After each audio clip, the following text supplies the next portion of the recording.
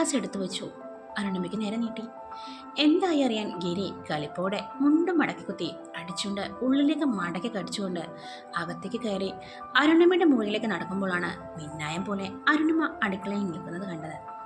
ആഹാ, നീ വന്നോടി, നല്ല കാര്യം. വെറുതെ എന്തിനല്ലേ വഴക്കും വെക്കാണോ? നന്നായി. അല്ല, ഇതെന്ത് കോലാടി?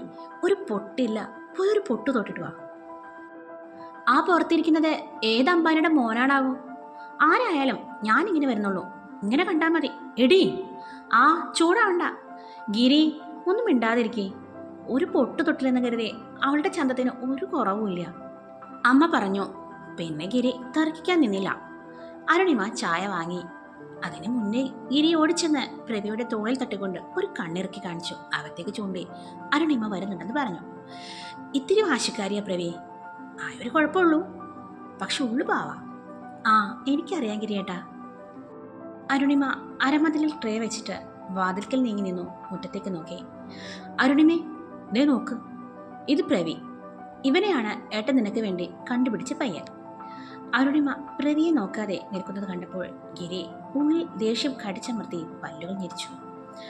അരുണിമ പേരിന് വെറുതെ പ്രവിയെ നോക്കി. ഹയ്യ, കോലം കണ്ടാലും മതി. ഇവനെ പോലെ വൃത്തിയേട്ടവന്മാരെ ഇഷ്ടപ്പെടുന്ന പെണ്ണുങ്ങൾ ഉണ്ടാവോ? കള്ളും കഞ്ചാവും സ്നേഹിക്കുന്ന പെണ്ണുങ്ങളെ ചേരും ഇവനൊക്കെ, അരുണിമ ഉള്ളിൽ വിചാരിച്ചു.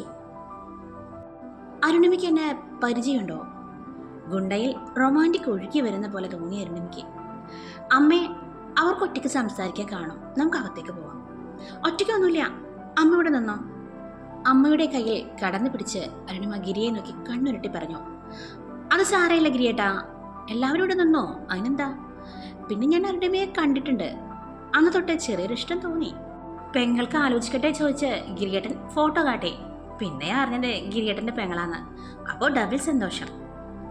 അപ്പോൾ പ്രവിക്ക് ആദ്യമേ ബോധിച്ചിട്ടുണ്ട്, അപ്പോൾ പിന്നെ വേറെ ടെൻഷൻ ഇല്ല, അല്ല അമ്മേ? അമ്മ രസമില്ലാത്ത മട്ടിൽ തലയാട്ടി.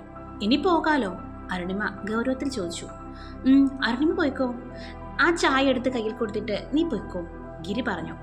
അരുണിമ ട്രേയിൽ നിന്നും ചായ ഗ്ലാസ് എടുത്ത് പ്രവിയുടെ കയ്യിൽ കൊടുത്തു. ആ സമയം പ്രവി അരുണിമയെ അടിമുടിയൊന്ന് നോക്കി. ആ നോട്ടം അവൾക്കത്ര ദഹിച്ചില്ല. നോക്കുന്ന നോട്ടം കണ്ട കൊണ്ടിനോടൊരു കൊത്തു വെച്ചു കൊടുക്കാൻ തോന്നും വൃത്തിയട്ടവൻ. ഒറ്റയ്ക്ക് പതുക്കെ പെരുത്തുകൊണ്ട് അരുണിമ മുറിയിലേക്ക് പോയി. പ്രവി ചായ കുടിച്ചു ഗിരിയെ സന്തോഷത്തോടെ നോക്കി. അരുണിമയ്ക്ക് കുട്ടികളുടെ സ്വഭാവമാണെന്ന് തോന്നുന്നല്ലോ ഗിരിയേട്ടാ.